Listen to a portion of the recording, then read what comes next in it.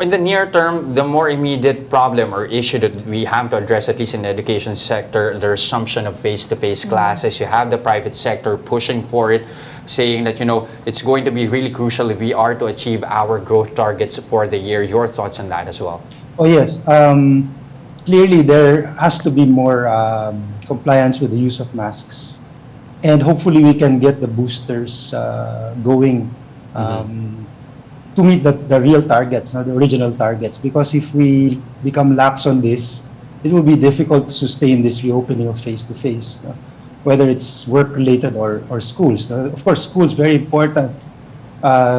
We can really boost demand if the kids can be made to go out more clear or more completely. For example, I heard a talk about laundry soap.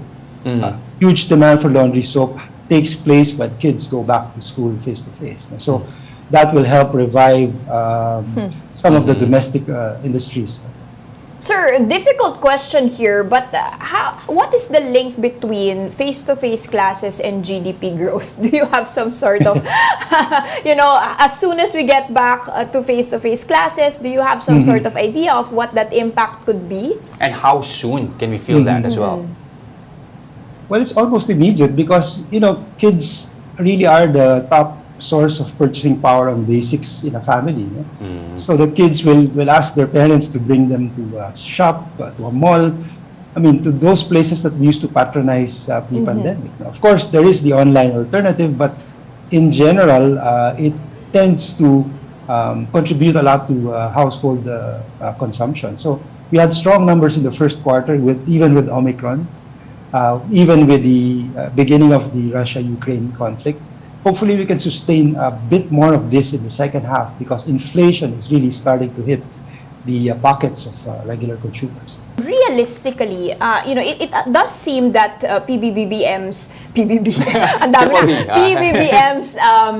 pronouncements seem much more fundamentally linked, diba? Agriculture and then education much more long-term compared to what you mentioned that our focus was always remittances, BPOs as the third leg, diba? But won't that take longer? It's going to take so long for us to reap the benefits of such, revisions in the system.